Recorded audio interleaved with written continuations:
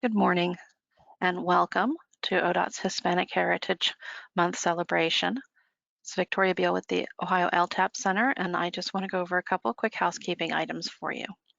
The first thing is that we are attempting to record the presentation. If the recording is successful, we will be sharing a link with you. Also, we've placed 2 handouts in the handouts box. If you have any issues with downloading those, we will send those out once the event concludes today. So don't stress if you can't get the handouts downloaded. Another thing that we wanted to mention is that if you do have audio issues, you can always go to the audio section of your GoToWebinar box and toggle between the computer audio and phone call and back to reset your sound bridge. And hopefully that will reestablish the audio connection. If any of the audio connection issues persist, you can always use the alternate way to connect. So if you're on the computer and it's not working, you can always call in. So with that, we're going to go ahead and begin with a presentation from our director, Dr. Marchbanks.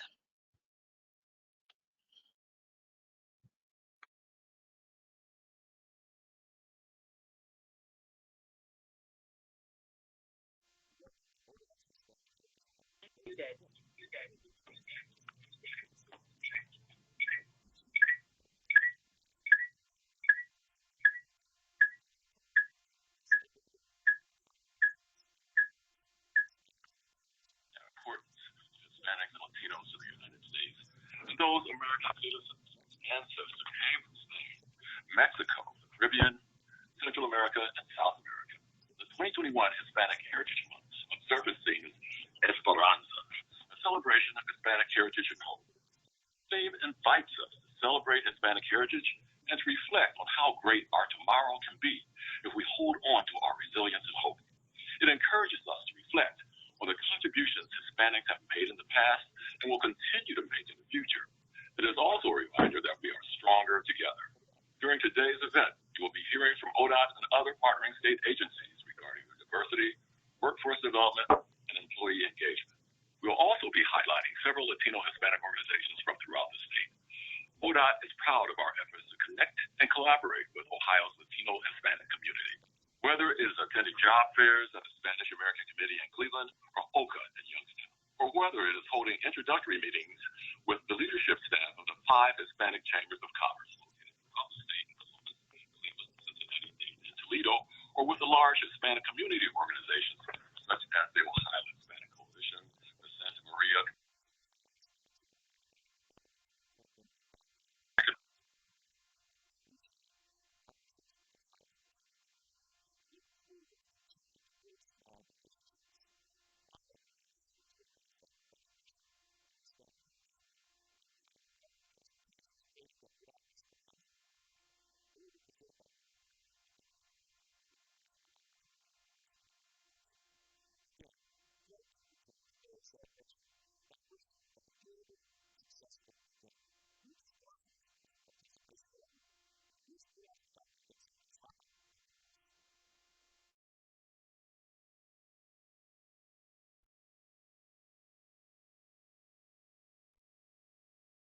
Good morning, everybody, and thank you so much to Director Jack Marchbanks for this welcoming for our Hispanic Heritage Month and for our ODOT 2021 Hispanic Heritage Month. Thank you for attending and thank you for being with us. I am going to pass on right now to start out with our event to our Lynn Stevens, our ODI Office of Outreach Administrator. Lynn was recently promoted from her role as Central and Southeast Ohio Regional Outreach Manager to State Outreach Administrator.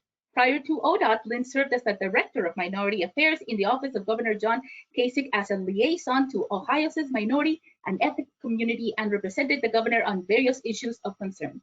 Lynn has also served for 12 years as the Community Relations Coordinator to former U.S. Senator George Guadalupe. With that, please, Lynn, thank you for being with us and give us a little bit of a view of what the outreach organization does for ODOT.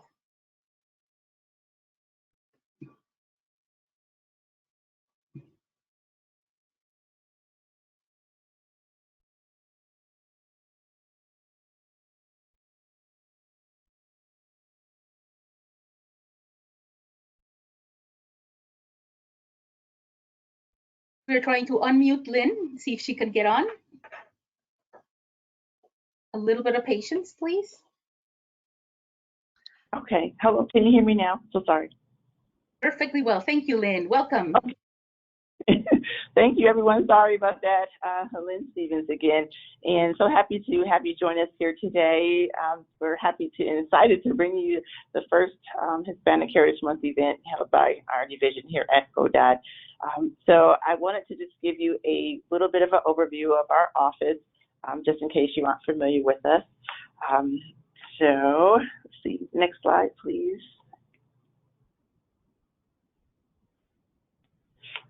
Opportunity, Diversity, and Inclusion Division is a relatively new division here at ODOT, established in 2015. We have Lauren Purdy as our Deputy Director. She's been our director since the beginning. We also have 3 offices: the Office of Business and Economic Opportunity, led by Deborah Green. They do all things related to our DBE, SBE certification. DBE is Disadvantaged Business Enterprise. SBE is Small Business Enterprise. And they set our DBE goals for our projects and EDGE goals as well for our construction projects.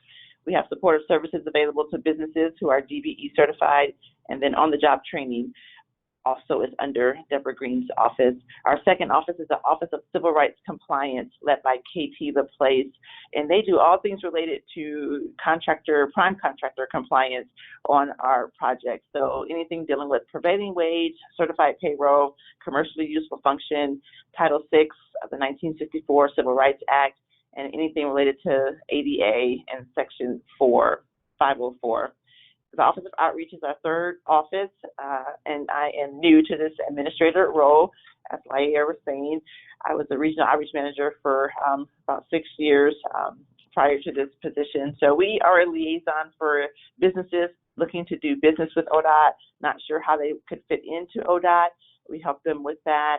We help with our DBE, SBE applications, completing those so that individuals or businesses can become DBE, SBE certified. So we hold workshops and webinars as we are doing today. And workforce diversity, we're also starting to monitor our female and minority workforce participation percentages on our projects. So that is our ODI office in a nutshell. Next slide, please. And within our Office of Outreach, we have 4 outreach managers, of which Laia is one. So Laia is in Northeast Ohio, covering ODOT Districts 4, 11, and 12. Lynn Stevens, she replaced me here for Central and Southeast Ohio in ODOT Districts 5, 6, and 10. And Lisa Washington, our longtime outreach manager for Northwest Ohio in Districts 1, 2, and 3. And in the interim right now, while we are filling our Southwest Ohio position, Lisa's also serving in that role for ODOT Districts 7, 8, 9. You will get a copy of this PDF after our event, and feel free to reach out to any of us directly should we be able to be of assistance to you. Next slide. Oh, and our agenda, I believe it's a handout in the GoToWebinar box, but you'll hear from me and Brian Brown next, BWC, Carolyn Thatcher, Bobby Bell with DAS, Ramona Reyes, Marco Pujana with our MBDA office in Cleveland, Daniel Conde with the USA Cincinnati Hispanic Chamber, and then our Deputy Director, Lauren Purdy, will present the Esperanza Award.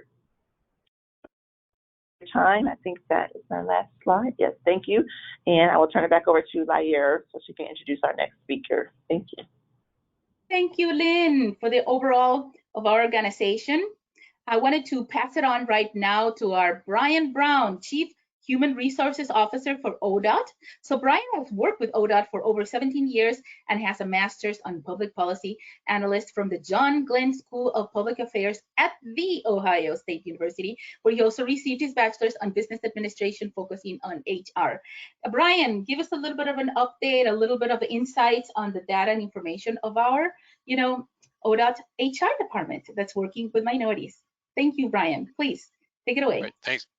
Thanks, Lair. Good morning, everybody.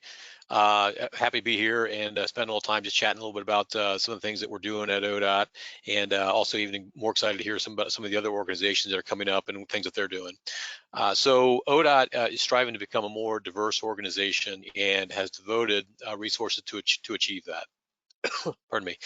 In 2016, ODOT hired a workforce diversity manager, Tracy Lures, to focus on strategies to make ODOT's internal workforce more reflective of the diverse communities that we serve. Tracy and her team work with the districts and central office to analyze demographic data and identify areas of opportunity across ODOT. They also identify and build strategic partnerships with organizations in an effort to build a mutually beneficial network. This can happen via matchmaker type arrangements with regional groups or more in-depth relationships with groups with more of a statewide impact. The team also works on inclusion efforts to make ODOT better equipped and more prepared as we become a more diverse organization. We need to make sure that we're equipped overall with the existing workforce to through different types of trainings and awareness, those kinds of things as well. So a little bit about ODOT and its workforce and one particular program in particular that we've been working quite a bit with over the number of years. So ODOT's internal workforce is comprised of approximately 5,000 men and women with a presence in every county in Ohio. So that makes us somewhat unique, in as far as agencies go, that we do have an impact across the entire state. Over 2,000 of ODOT's workforce are in the highway technician series. And the HTs are really the backbone of ODOT. They perform critical highway maintenance duties year-round for the traveling public, including snow and ice removal, guardrail repair, crack sealing, paving jobs, inspecting maintenance and construction jobs, heavy equipment operation, and a whole lot of other items. It's just kind of a tip of the iceberg. And in addition to that, every winter, we have been and we're in the process now of hiring between 350 to 500 seasonal highway technicians in the winter to assist with snow and ice operations. So kind of during that peak season, we supplement the existing workforce with some temporary folks. Now, one of the qualifications to be a highway technician is a commercial driver's license, or a CDL. And a CDL can be a barrier to employment for many people, as it can cost, it varies, but let's say around $5,000 to obtain. So realizing that, ODOT created the Highway Maintenance Apprenticeship Program with the idea of using this as a tool to increase diversity at ODOT. The hiring practices for the program are not exclusionary, but recruitment efforts are focused on minorities, women, and veterans. The apprenticeship program hires candidates into a temporary highway maintenance position and trains them ultimately to obtain their CDL using ODOT's equipment and trainers. So just some highlights of the program. And some of the things that each apprentice receives are usually it's around a 16-week program. So they receive valuable work experience as a highway maintenance worker. They're assigned a mentor, so someone to kind of show them the ropes and help them as they're learning a lot about the highway maintenance arena. And there's also a formalized training plan, which includes hands-on maintenance of traffic, flagging, safety-related training, things of that nature, introduction to county routes and use of two-way radios, pre-trip inspections, equipment repair procedures, cleaning and refueling equipment, highway maintenance and repair work activities, again, such as patching potholes, spreading berm, repair guardrails, crack seal, litter pickup, drainage, vegetation management, weed eating, brush cutting, mowing, etc.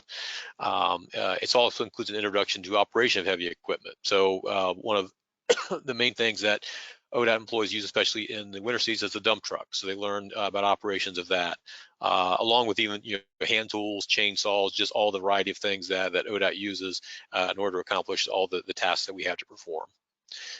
It also includes introduction to winter readiness. So basically, the spreader attachment, plow blade replacement, front end loader assessment. So get some on the equipment side of things as well. In addition to, so it's more than just getting the CDL. It's also additional equipment that they're learning to operate as they go through the training program. And then ultimately, of course, it does include, and this is as far as a marketability perspective for the individual, they will, if they're successful, then they obtain their commercial driver's license. Some additional benefits with that, so is of course is the ability to perform the full complement of highway maintenance duties upon the program completion, the opportunity to work additional winter seasons based upon performance evaluation. It's paid, obviously. They're 40 hours a week at almost $18 an hour, $17.91 per hour is the rate of pay. They also are even eligible for CDL fee reimbursement and the use of ODOT equipment for testing. For us, probably even more importantly, they're also then eligible to apply for full-time highway technician positions upon program completion. The criteria that we look for individuals in this program is, like a lot of folks, basically that they're energetic, they're punctual, and then also they have a valid driver's license with a good driving record, at least 18 years old. Or 17 years old and graduated from high school, that's also acceptable. And then, of course, as a part of the CDL process, they're subject to pre-employment drug testing and a background check. And they also must pass a basic math test, which includes addition and subtraction, and reading comprehension tests, which includes reading and writing as a part of that as well. And also then there's also a physical ability test as well as a part of that. So again, it's the idea with the Highway Maintenance Apprenticeship Program was to focus on that, because that's where we can have the largest impact to our workforce, given that it's over 2,000 of an approximately 5,000 member workforce. That's where we're going to have the most efficiency, if you will, towards trying to make some headway there to making that part of the workforce more diverse. So appreciate listening to that, and now I'll turn it back over to Lair for the next presenter. Thank you. Thank you so much, Brian. I really appreciate it. I wanted to pass on right now to have some of our state partners with us today. That with their incredible expertise and their partnership, this would not be possible, and to give us some more insights on what's going on in each one of their state organizations. With that, I would like to present our first state partner to join us today, Carolina Thatcher. Carolina is a certified diversity professional and the first ever Director of Inclusion and Diversity for the Bureau of Workers' Compensation, where she is now leading the implementation of a strategic plan focused on employee engagement, recruitment, education, and equity in service delivery. Carolina has a psychology degree from the University of Concepcion in Chile, her native country, and a master's in public administration from Wright State University. Carolina is recognized as a leader in the diversity and inclusion space among state professionals in Ohio, and it is my great pleasure to introduce Carolina to us. Carolina, please. Hello, Lair. Thank you very much for the invitation. I'm pleased to share with our state partners on everything that we're doing, and we have developed some really good collaboration relationship with our partners across the state. I want to talk today about employee engagement and all the things that we are doing at BWC. But first, let me introduce BWCU.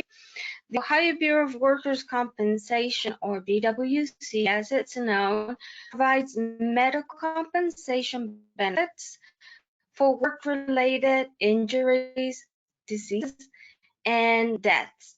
It was founded in 1912 and has assets under management for approximately $28 billion. It is the largest state-operated provider of workers' compensation insurance in the United States. We are approximately 1,650 employees, and we are located across the state in different service offices to be close to employees and claimants. And we also provide education, safety education for employers across the state.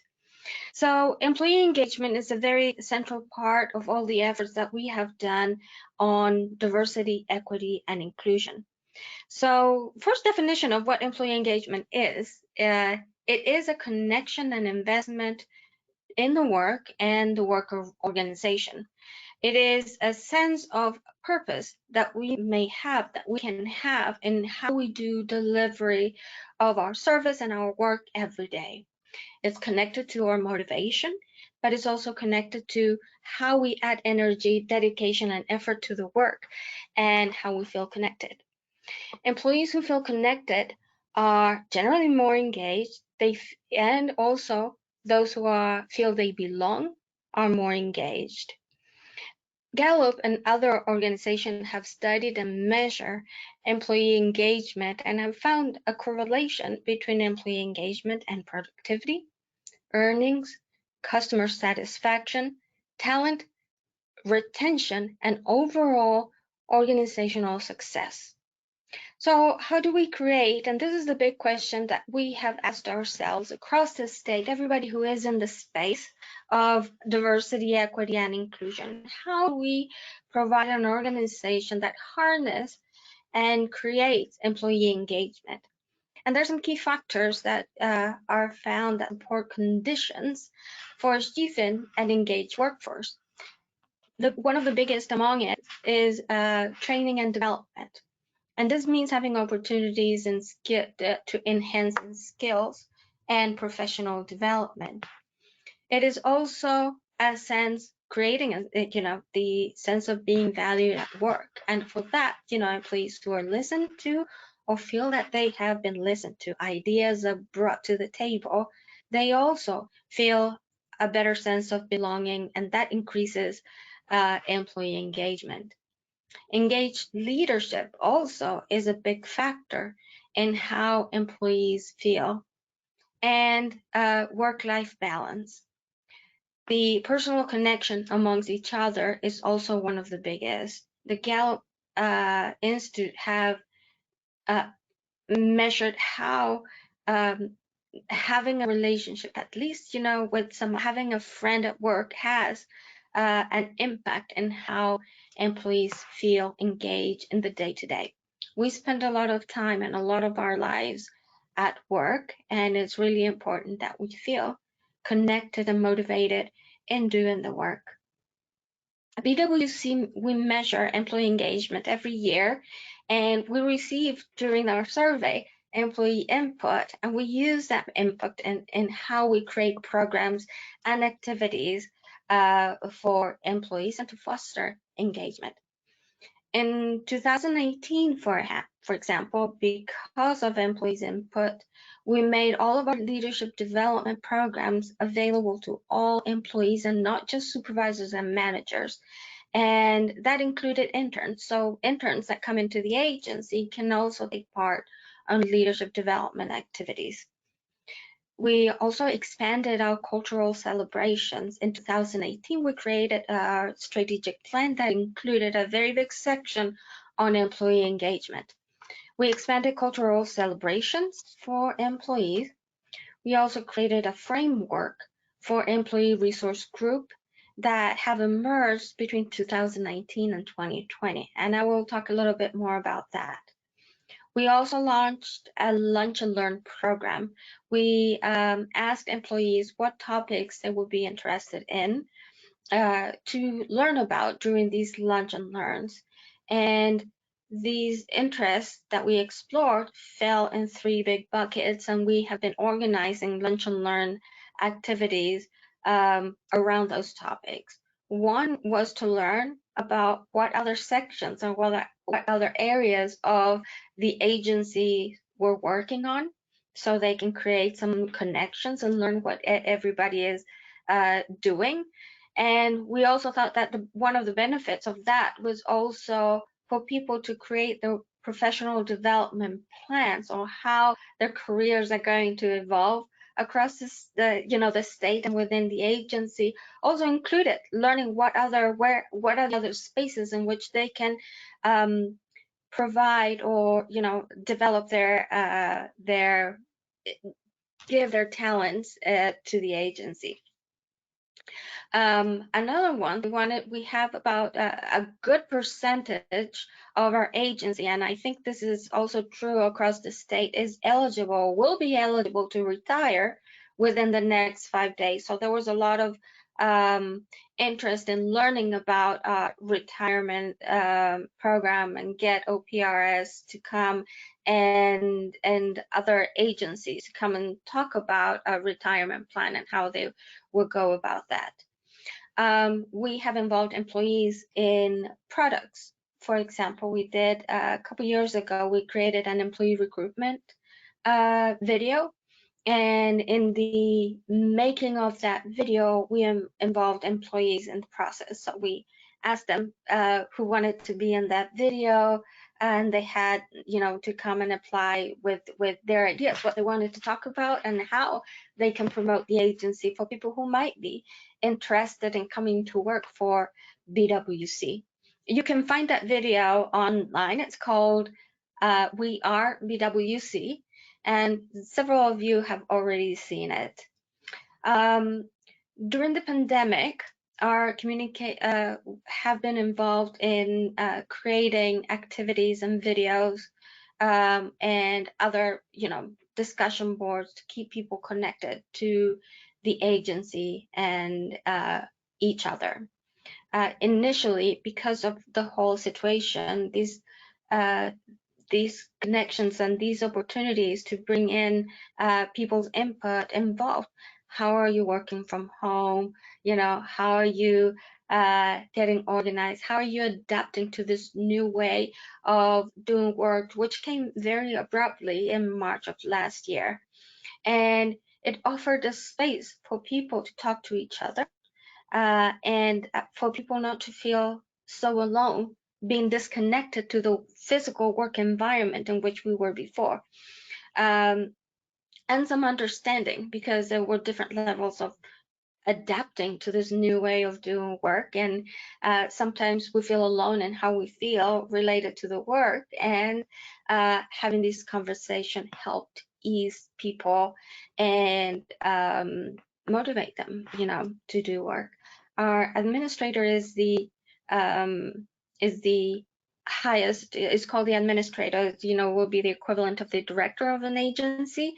And she has been really good at communicating with us, what are the updates related to the pandemic and what's coming up. Right now, we're discussing how we're going to go back to the office. But one of the biggest one has been the development of employee resource groups. They have emerged very strongly during the pandemic. And they are voluntary groups to work on inclusion issues, and they organize around different identities or interests. So now we have 4 of them.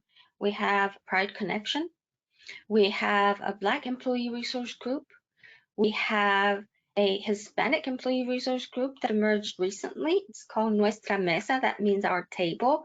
As an invitation, these are organizations that are open to all employees in the agency, and they organize their own activities and they organize their own actions to create, foster inclusion across the agency. And we also have a group of Women in Technology. They are helping us also with promoting the agency in recruitment efforts and in organizing activities for professional development. And I think my time is almost up. If you have questions, please send it to him. I'm really happy to share. Thanks. Thank you, Carolina. Wonderful. Thank you so much to hear all those great things that are coming out as a brand new, Director of Inclusion and Diversity for BWC. I wanted to move on to our second state partner, which I have to say that I've worked with her for many years as well when with DAS, and also a partner of crime with other Hispanic Heritage Month events.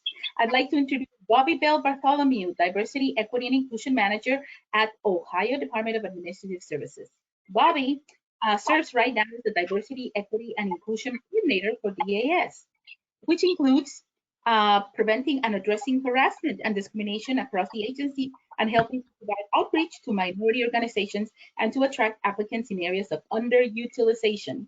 Bobby has worked in DEI field for over 20 years with experience in procurement programs, research, reports, and human resources. Bobby also serves as a liaison to the Ohio Dr. Martin Luther King Jr. Holiday Commission. She's from Marion, Ohio. Welcome with us, Bobby. Glad to have you with us. Please take the floor. Thanks, Lair.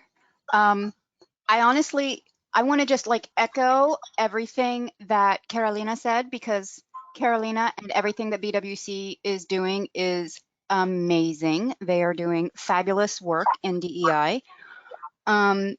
For DAS, our agency, by and large, we were looking at diversity, equity, and inclusion really more in a compliance kind of fashion.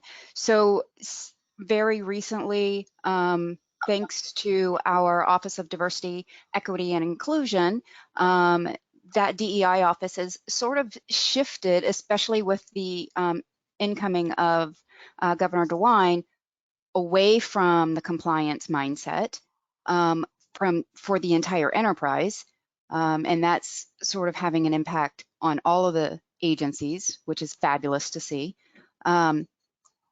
So we're all shifting away from that just compliance, right? Away from complaint management, away from hiring X minority group to fill X job classification, and looking at diversity, equity, and inclusion in a more holistic manner.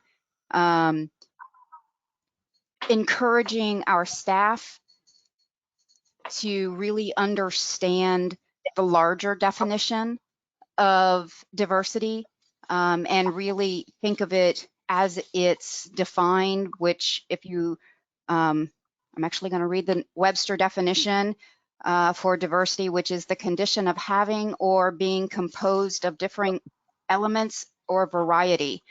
And then, you know, the state of Ohio now has a DEI state competencies. So this has risen to the level that we actually are getting measured as state employees by this competency that includes the definition of human variety of experiences, identities, and perspective that employees bring to state employment.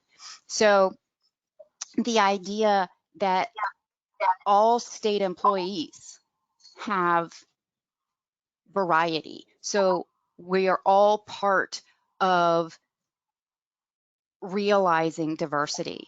Therefore, we all have a part in realizing and making inclusion happen and equity happen. So the idea of shifting our agency away from that compliance driven to being more strategic and hopefully getting us to where BWC is with some of their employee resource groups is exciting. We are on that trajectory and excited to march that path that Carolina and her team has blazed. You know, there's definitely benefits as we consider leveraging that to our staff, getting them that education to realize that they're part of that mission and part of that initiative. So in doing so, it's really a whole mind shift and making them feel a part of it. So that's exciting to bring them along on this journey. Like BWC, we have had a lot of employee engagement.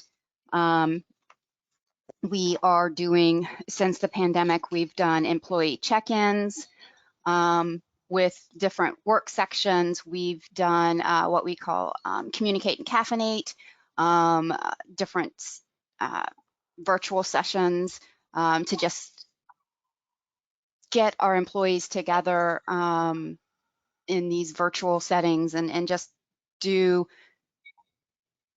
random topics, not really random, but they're health related or diversity related, or depending upon what month it is, just so that we can stay engaged and everybody's still feeling a part. That's very important, that we're keeping everybody feeling a part and connected to one another.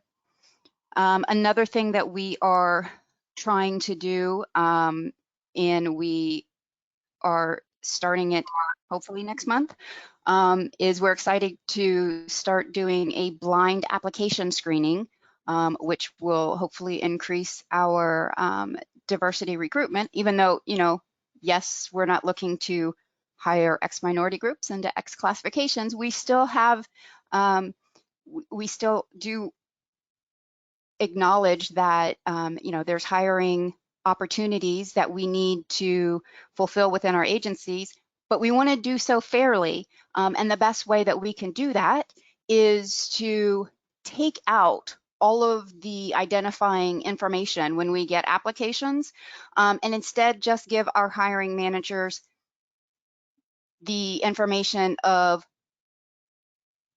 a candidate's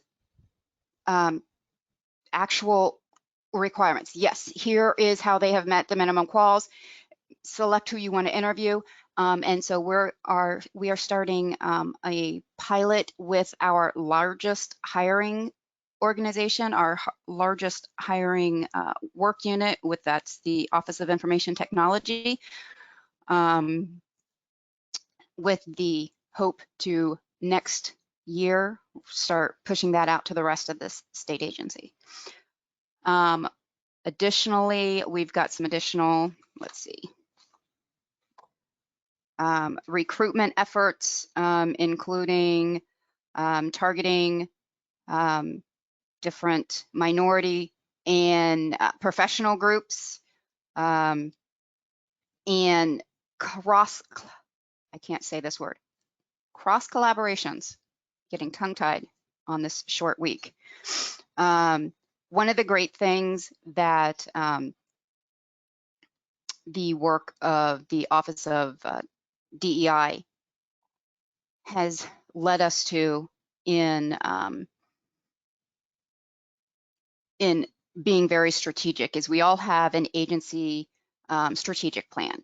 And we're looking at various components of our strategic plan, and one of them is how we cross-collaborate across agencies so that we don't remain siloed and just work in our little bubble. But how can we work across the enterprise to better impact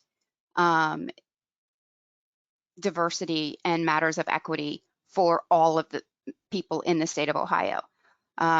It was brought to us about potentially partnering with another agency to do a virtual job fair with DAS, which is something that we would love to do, but we also thought there would be other sister agencies that would like to participate as well. So we took it to our DAS Office of Talent Management and are now consequently working on trying to coordinate an enterprise-wide virtual job fair for some time, probably next year. So that will be like a cross collaboration for all of our sister agencies, for as many as have a need, so that we can impact as much as possible. And also, again, break out of those silos that all of the agencies sort of tend to work in, and try to break down those barriers. And then to piggyback off of Carolina's amazing work groups, we have a plan for next year to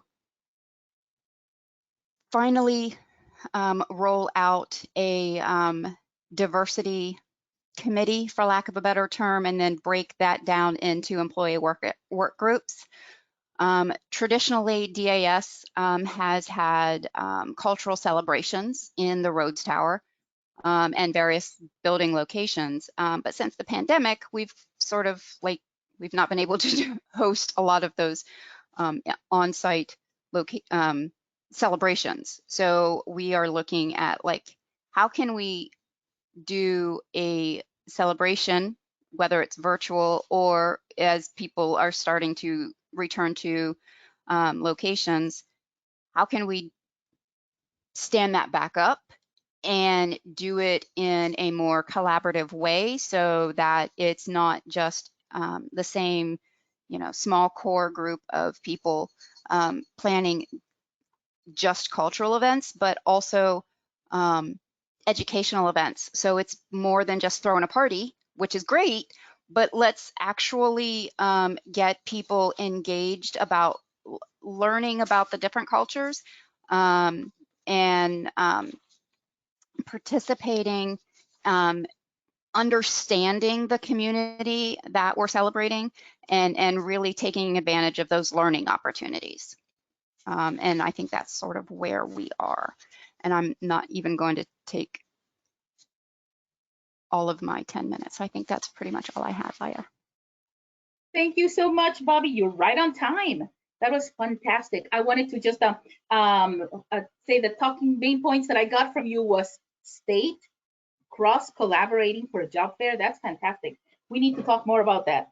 And also the best thing I heard was the communicate and caffeinate. That sounds like a cafetito for our community. Thank you so much, Bobby. Wonderful points, wonderful ideas. I wanted to move on towards our grassroots organizations that are the main and the pillars of our community for outreach and for our community to work with so we can continue to collaborate. I would like to start out with Our Lady of Guadalupe, with Ramona Reyes, Program Director of the Catholic Social Services here in Columbus, and also with Edgar Vidalis, the new Centro of Guadalupe Program Manager. Ramona, please, if you are on, please take the floor.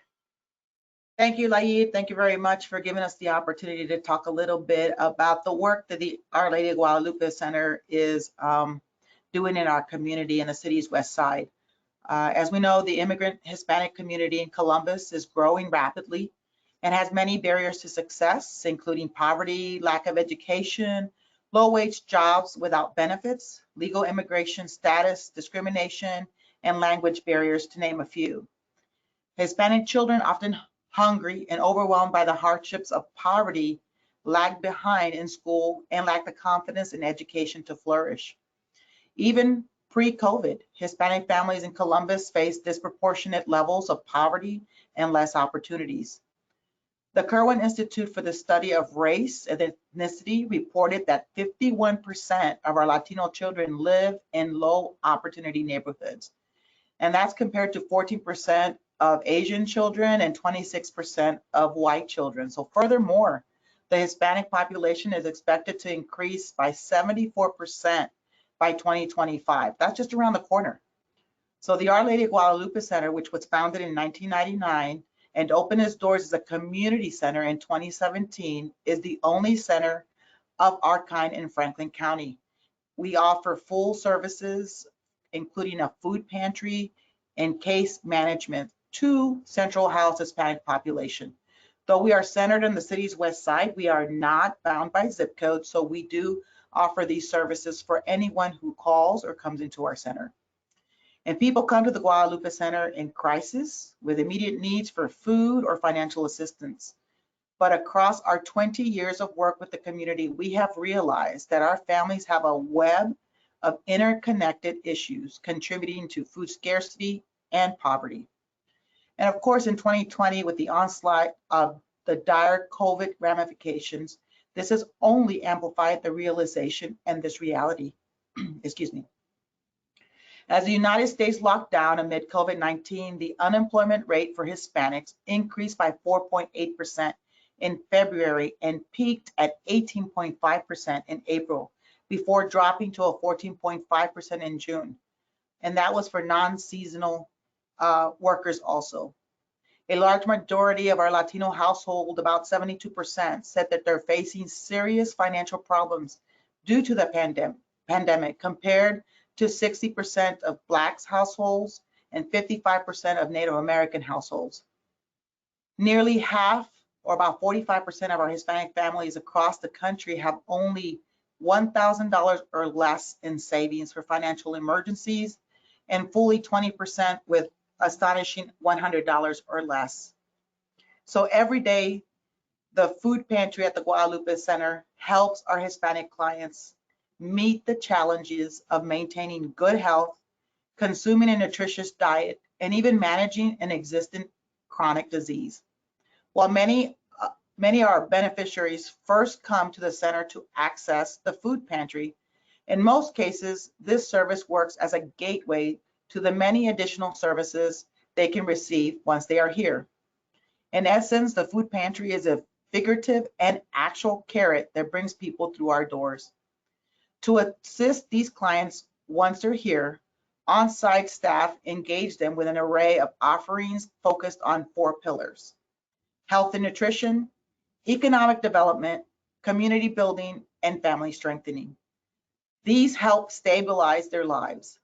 These critical case management and wraparound services include, as mentioned before, our food pantry, mobile medical care referrals with on-site health wellness checks and referrals, English as a second language, Spanish and English conversation club, and citizenship readiness classes, case management and referrals with licensed bilingual social workers providing individualized assessments, referrals, and linkages to our community and many of the partners that you're talking to today. They also provide financial assistance connecting our clients to those CARES monies that are offered to many of our Columbus residents. We also offer free on-site legal partnership with the legal aid of Columbus with an immigration attorney, and we provide other services through our volunteer attorneys.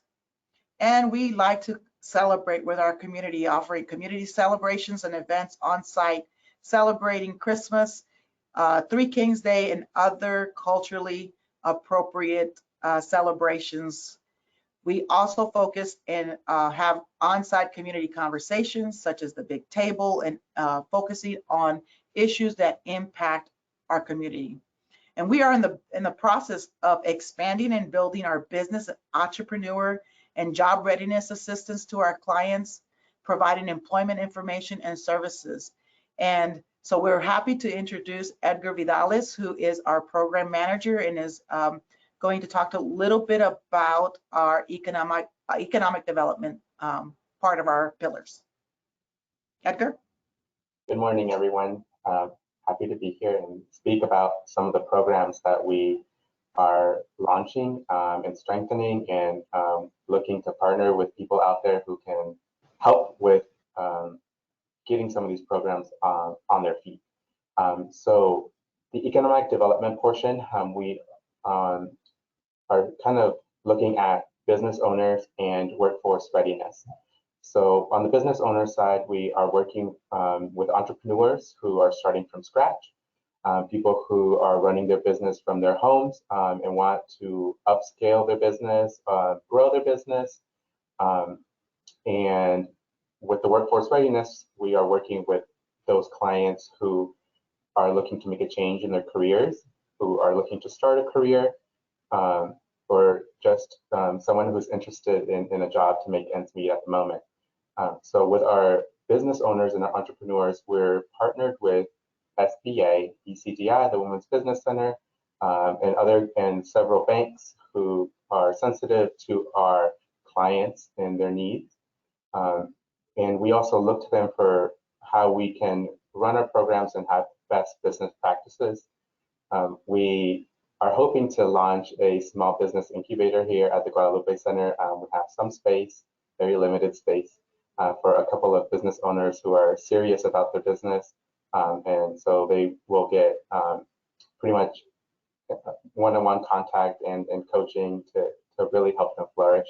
So that's something that we really want to happen. And we also have other community partners that we can connect business clients to.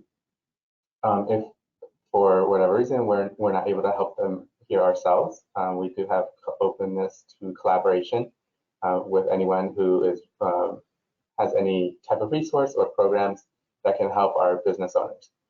Currently, we are running a little vlog series that Ramona has piloted. It's called Hablemos. It's going to happen usually twice a month, and we are partnering with the SBA and ECDI and Bank of America to bring programming specific to business owners and entrepreneurs that are relevant to the now.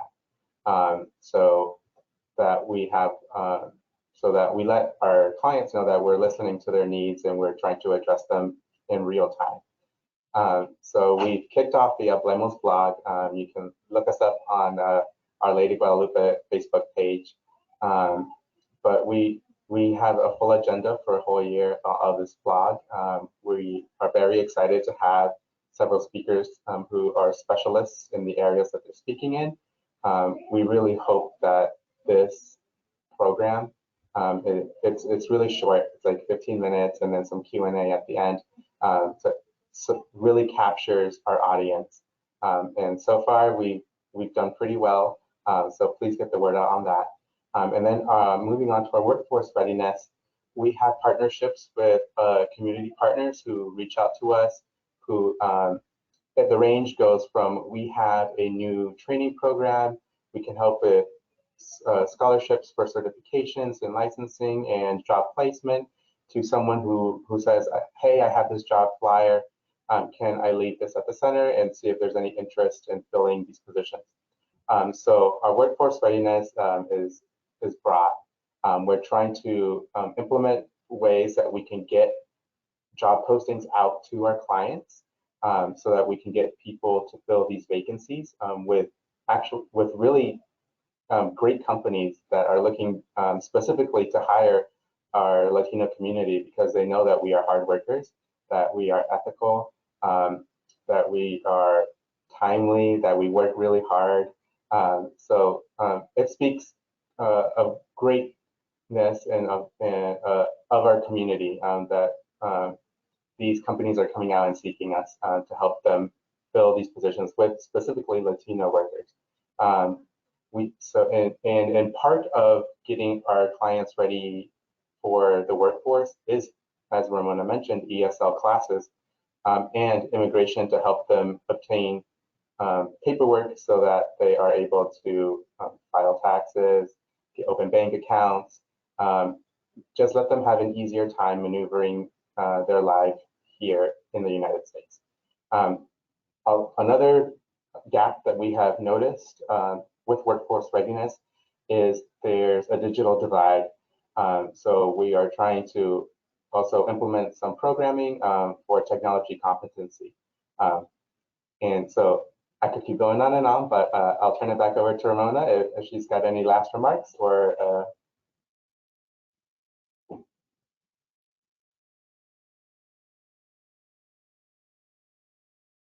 Thank you, Edgar. Ramona, you're muted, Ramona. There you go. Thank you. Hey, thank you, Edgar. I just wanted to say here at the Our Lady of Guadalupe Center at Catholic Social Services, we operate under the theory of change. We feel if we provide our clients a safe, supportive environment and help them get resources to cover their basic needs, learn new skills and access opportunities, then they will develop an increased sense of belonging, improve their quality of life and well-being, and reach their goals for a better life. And that is the full existence of the Our Lady of Guadalupe Center. Thank you very much for giving us the opportunity to share a little bit about what we do. Thank you so much, Ramona. Ramona, I didn't have a chance to introduce you before, but Ramona, besides being the program director for Our Lady of Guadalupe, has also been with the on the Columbus City School Board since 2009, and is currently the vice president. Thank you so much, Ramona, and thank you, Edgar. Looking forward to all that information regarding workforce development and preparedness. With that, I would like to move on to our next organization, which is with Marco Durguberic Pujana.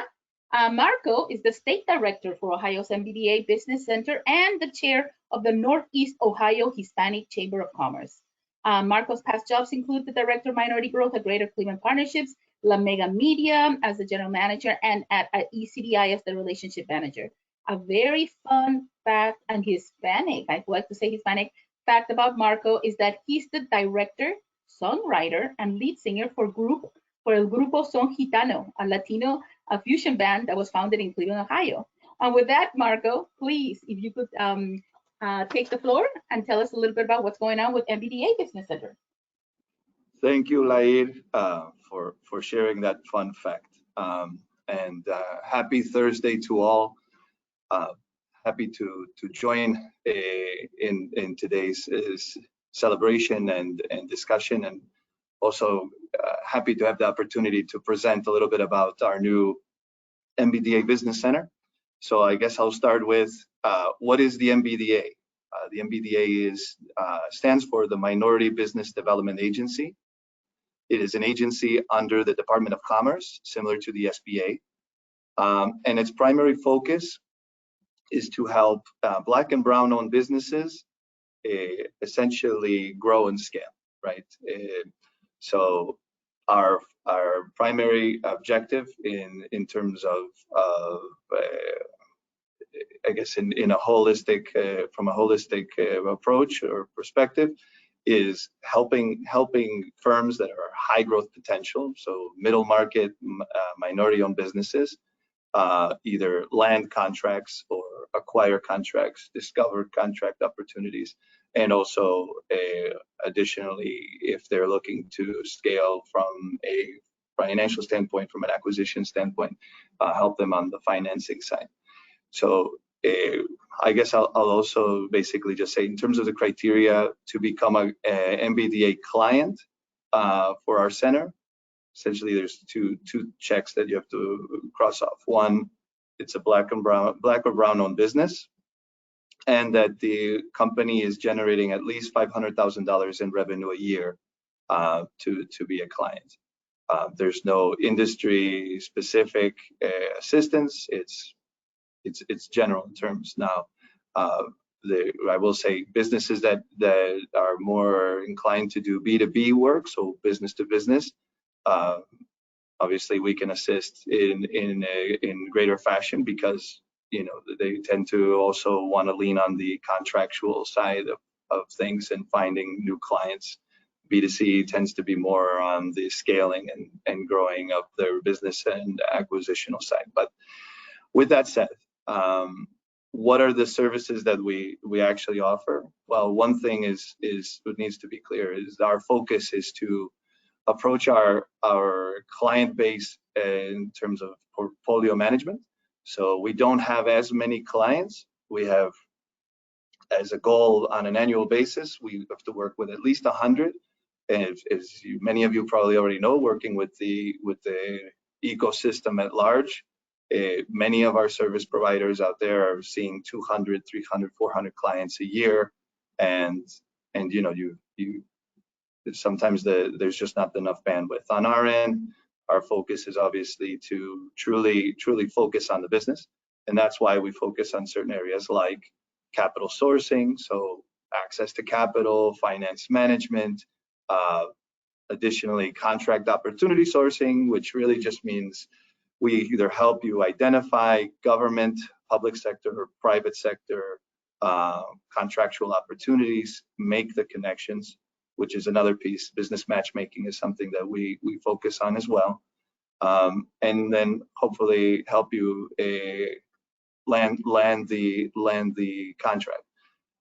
Business consulting, I mean, I know it's very general in terms of what the offering is, but business consulting can be from strategic planning, if you're exploring the idea of merging with another firm or acquiring another firm, whether it's in the same industry or space you're in or something beyond, and you want to diversify, what the spaces your company is involved in, joint ventures as well, in order to either work with a majority firm or maybe even with another minority-owned firm to tackle a much larger project. And then obviously general business consulting, which can go from marketing to pricing to you name it, is an area that we will focus on. And finally, as I mentioned, the MBDA is a federal agency, but we have numerous business centers throughout the country. And what that enables us to do is not only identify contract opportunities in other markets where you can potentially be competitive in, but also just in general terms, access to new markets, areas that you can explore to expand your business in and set up shop or additional satellite offices, what you name it. So that's kind of an overview of what we offer. In terms of our offering to the whole state, it's basically, yes, we have our central office based in Cleveland, but we're very intentional in doing outreach throughout the whole state. So we're going to have an MBDA business advisor in each, I guess we're dividing the state in three. So we'll have Southern Ohio represented by one advisor, who I'm still in the process of hiring because we just got this grant awarded recently. We'll also have one representing Central Ohio, and then another person who will be representing North Ohio, so Northeast and Northwest Ohio. So that's kind of how we're going to try to tackle and divide the state and provide offering to all businesses across the state. So finally, thank you for listening. If you know of any firms that you believe qualify, that you know are in that growth space, or that you yourself are in that space and you're interested, I would only ask that you please reach out to me personally. My name, obviously, Marco. My email is marco@ohiombdacenter.com. Again, marco@ohiombdacenter.com. And I hope and I look forward to connecting with many of you. And that's it for me, ladies.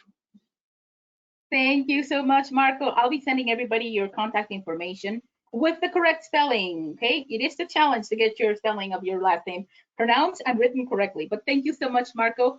And now that we've reached, Columbus, Cleveland, one of the biggest organizations in Cincinnati is the Greater Cincinnati Hispanic Chamber.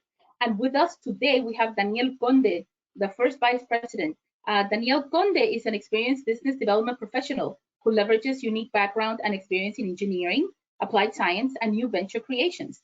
Daniel currently serves as the Vice President of the Greater Cincinnati Hispanic Chamber and as the Regional Director of Codonics, as the Managing Sales through channels in Europe, Latin America, and specific countries in Africa and the Middle East.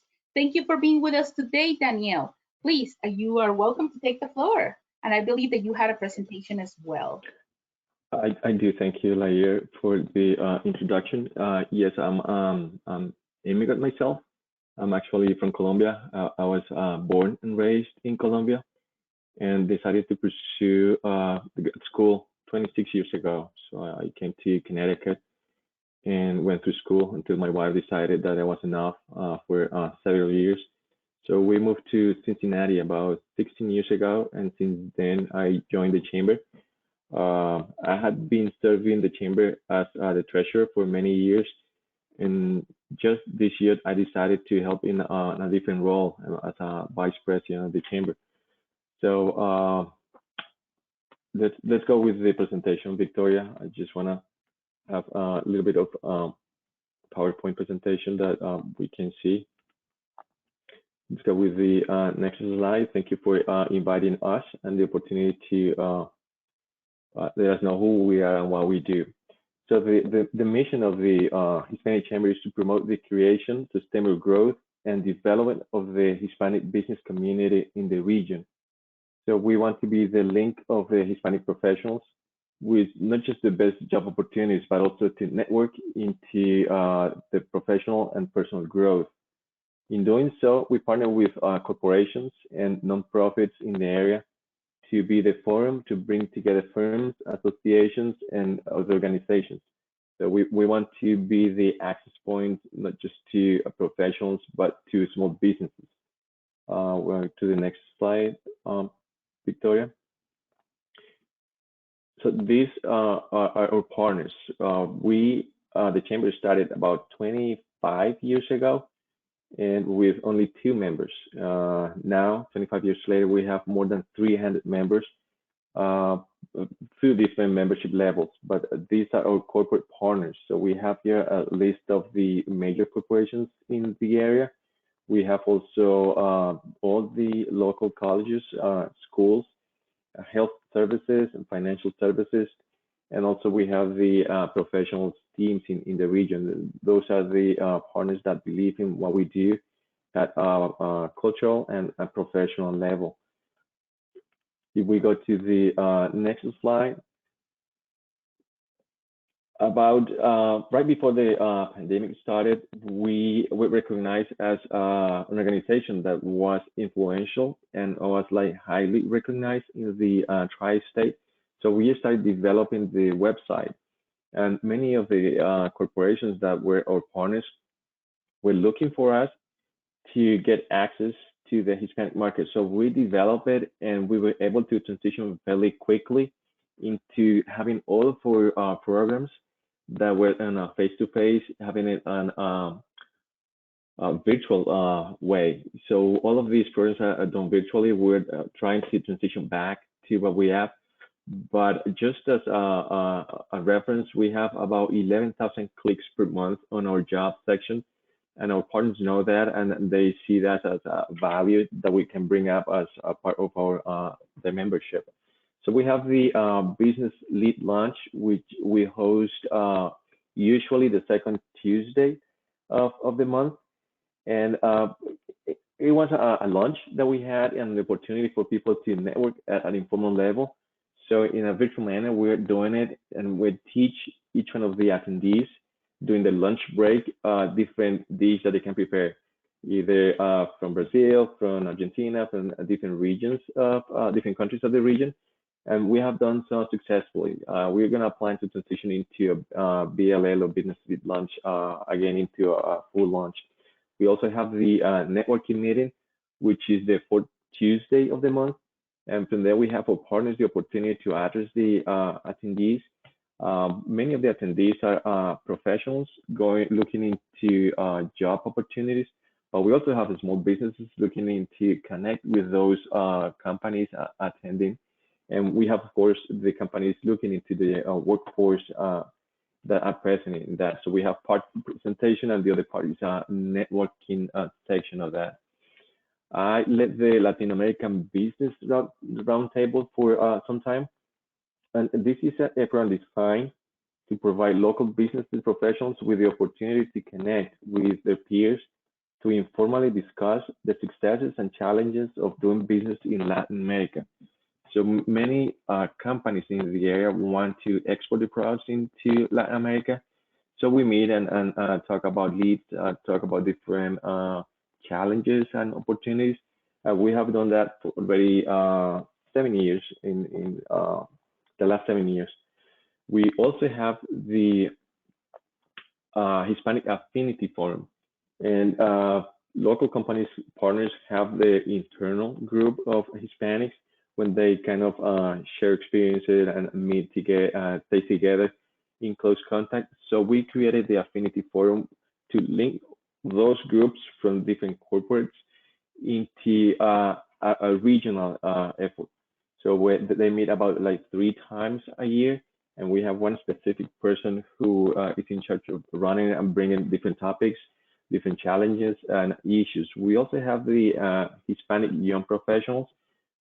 Sometimes we meet like 3 times or 2 events per year where we bring usually people coming right off college or just like newly started in their careers to have them hang out together and see that Cincinnati is a fun place to be, and it's a good place to hang out, and there are different opportunities for them to enjoy the city as well.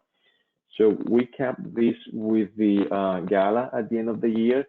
Last year we did it virtually, and this year we're going back again into a normal gala. So not the scale that we used to have. We usually have 500, even 700 people attending a gala. It's very recognized in the region. This time we might have about 200 people attending just for safety reasons. So we understand that in order to provide people information about the region, we need to go beyond the professional services and resources. We created the foundation arm of the chamber. If you want to go to the next slide, Victoria.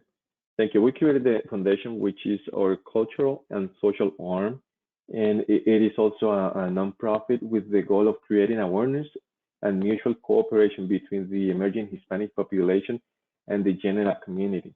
So in trying to do that, we create all of the social and cultural programs that we are involved. If we go to the next slide, Victoria, we'll see all of the programs that we do in the region. We have the Cincinnati Latino Festival, which is been running for almost 20 years, and it is already known. It is around Cinco de Mayo, which is a very popular festivities in the US and in Mexico as well. So we have the Fiesta Salsera, which is just an amateur competition. I don't dance, but I have participated. It's just for the fact of having fun and enjoying it, and just being able to go out in the city and do something to enjoy. We participate in the Hispanic Heritage Month in many of the local organizations that celebrate in either way. We're participating here today. We have the Hispanic Volunteer Day just last Saturday. We were about 80 people, went to a local school and helped with different projects from improving or gardening, painting facilities, and doing out in the community things that need to be done. And we have most of our corporate partners come and do and provide. There was a group of 25 people from Procter & Gamble and the other organizations just participating into that. We also do scholarships. We have awarded more than $1 million through these 25 years in scholarships. Initially, we were doing it for college students. The only requirement was that either has to be a Hispanic or a Hispanic heritage, and it would have to be attending one of the Ohio colleges.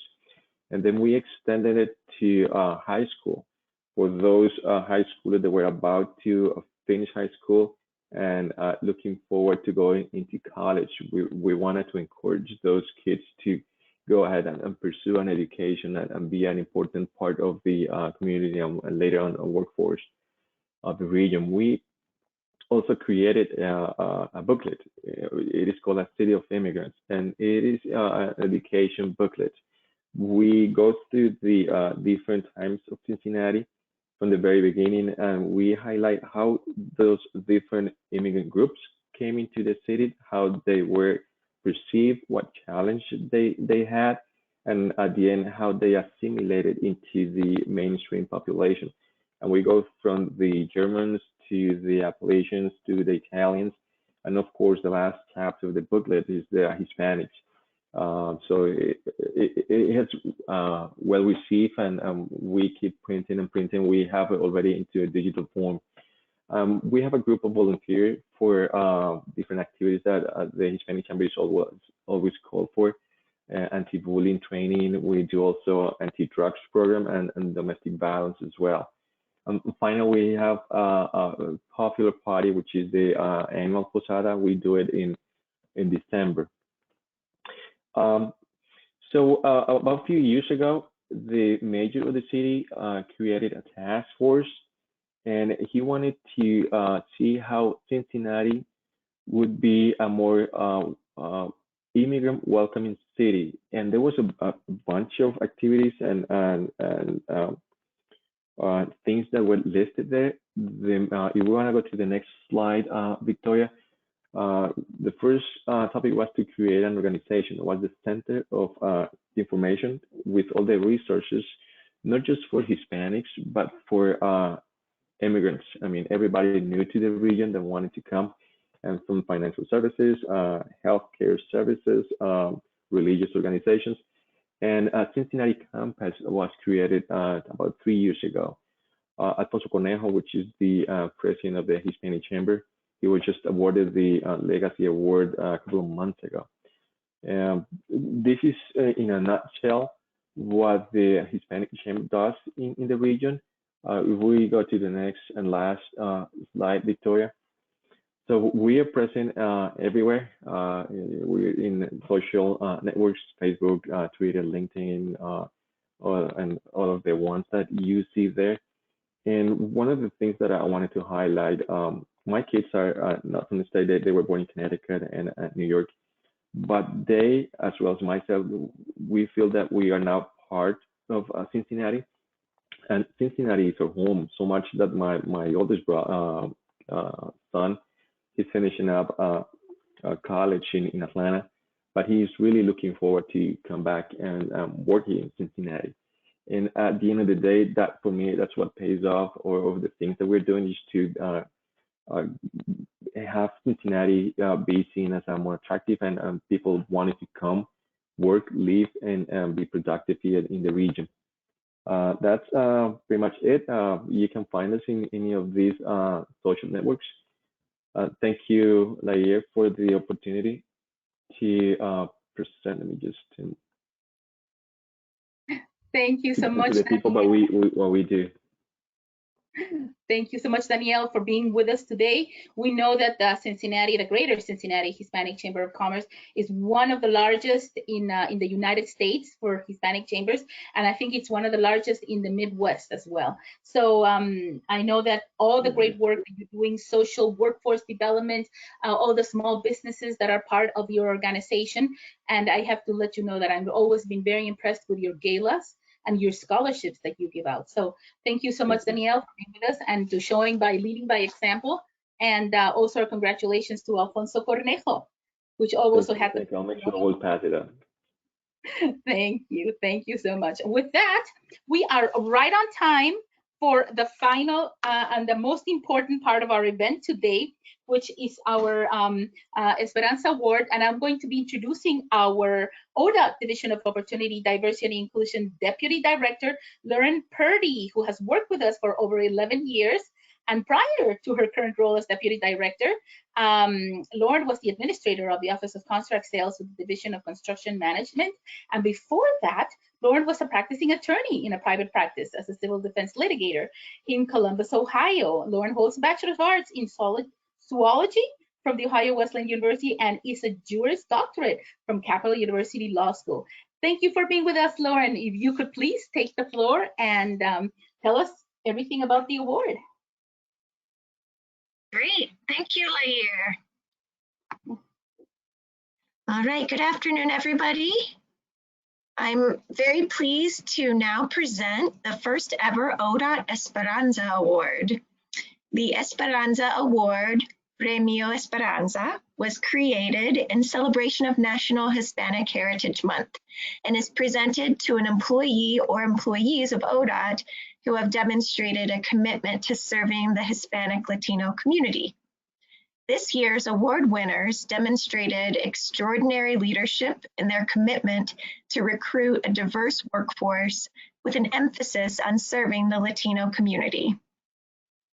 I'm very pleased to announce that District 12, led by Deputy Director John Picuri and Business and Human Resources Administrator Naquin Cielo, is the recipient of this year's Esperanza Award. District 12 has made it a priority to recruit and retain a diverse workforce. Beginning in 2019, District 12 began partnering with community agencies such as the Urban League and Ohio Means Jobs Friendly in Settlement to provide education and information on job opportunities within the district. District 12 subsequently began a partnership with the Spanish American Committee in August 2021, leading to an open house and job fair. As a result of that partnership and outreach, District 12 has since hired 2 full-time employees and 4 apprentices referred by the Spanish American Committee. Thank you to District 12 for your leadership and commitment of inclusion of the Hispanic Latino community. Felicidades a los galardonados John Picuri y a Naquin Cielo de Distrito 12.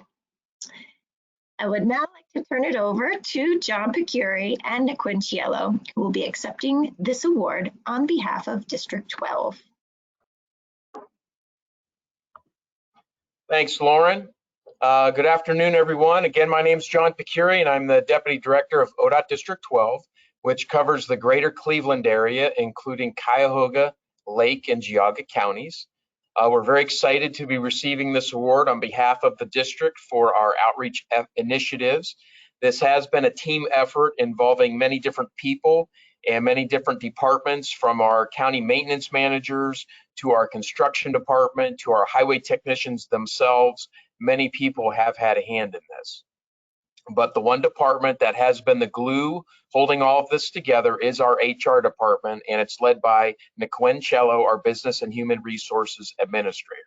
Before I turn it over to Naquin to highlight some of the things we've been doing, I want to mention that I look at this award as validation that we're moving in the right direction, but we're not there yet, and we still have a lot of hard work ahead of us.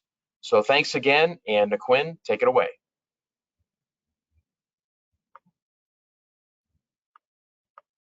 Thank you, Deputy Director. This is very exciting for District 12. This was a huge surprise. We found out about it late Friday. And it is such an honor and a privilege to be on a panel with so many talented people, people that bring so much to the table, and help out the community in so many different ways. One of the things that I wanted to talk about is what I feel like we do really well in our district. We get out, when we get out and network with people, it's important for us to find out what is their needs. We need to listen to them and hear what they have to say. We're always looking for ways to be creative and ways to improve our outreach efforts. Our last visit that we had with the Spanish American Committee, it was rather interesting. We had a well-organized group, over 30 people, and it started off extremely quiet. I wasn't surprised by that. I had a lot of people in the crowd that didn't have questions at first. I think the groundbreaking part to that was the fact that we actually invited 3 of our Spanish-speaking employees, and it was so helpful. We had 1 female HT, HT4, and then we had 2 other HTs, and actually we had a 4th that was unable to be in attendance. They were able to really help share their story, what it is that they do here, and really paint a picture of all of the great things that we have to offer, the path, the many different paths that we have, everything from our HT series, they talked a lot about equipment operation, and really got the people engaged. The questions right away started from there, and I can tell you ever since, we've had several people that have shown an interest, and it's amazing that we've been able to be as successful as we have been with this. The importance of building partnerships has a lot to do with providing excellent customer service. We definitely pride ourselves on that in District 12. It goes a long way when you listen to what people have to say. You hear them. You're listening with the intent to understand what it is that they have to say. What we found is that many people, they want to work. They realize that ODOT is a great place, and so many people are like, how do I get in there? What do I need to do to apply? It's our job to help them along the way, and also to help provide them with the tools that they need. And I can say at the Spanish American Committee, there were so many people that are like, where do I sign up? We had applications on hand, and we had people following through, making those calls every single day. They were excited when we told them that we were bringing them in for PATs, physical ability tests. They were very excited, and that's refreshing, and it's also very rewarding for us, because we're sincere about what we do, and we're sincere about our efforts. So when we're able to make a difference and we get people that are excited about coming to work for ODOT, it's a win-win situation. When it comes to the ODOT opportunities, what we've learned is that many people don't understand all of the options available to them. We have a lot of talented people that either lack the confidence, that they have a self-doubt, or just don't understand the resources that are available to them. A prime example of that is a new hire that we just hired in for welding out of our Warrensville location. This gentleman was very hesitant at first. He had over 30 years of experience in welding, and we said, listen, we encourage you to please fill out this application. He came in for an interview. Managers were extremely impressed, and I was impressed with the fact that this guy called almost every other day. he showed up at one of our job fair events just to be present, to make it known that he was that serious about committing to this job. So when it comes to networking, getting out in the community and listening to people is extremely important. And I say that because sometimes it's really small things that people need to help get them to the next level and to help them break the ice or, you know, get their foot in the door. I'm really proud of the fact that we have such a wonderful apprenticeship program that has allowed us to be able to open up the doors a little bit more. So it helps us understand the needs of the people when we get out there, and it also allows us the ability to come back and really sit down and have conversations at the table, like what do we need to do to make things different? How can we keep people engaged? Are there things that we need to change, and if so, what are those things? And we really need to focus on that, because the workforce is changing. It's changing every day. So if we can train to retain and get people in here that want to be here, that is our goal. I feel like ODOT is making great strides towards diversity, equity, and inclusion.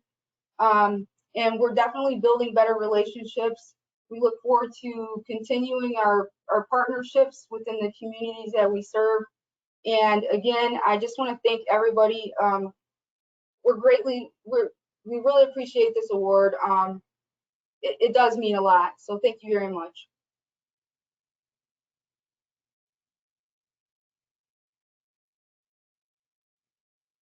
Thank you, Niquin. And I've been asked to show the award, so I'm going to put that up on the screen.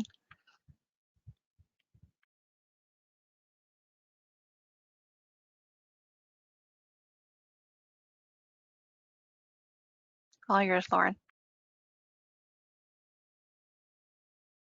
Great. Thank you, Victoria.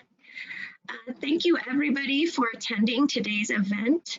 A special thanks to Lair Markham and Lynn Stevens for putting the event together, ODOT's Hispanic Heritage Month event. Gracias a todos.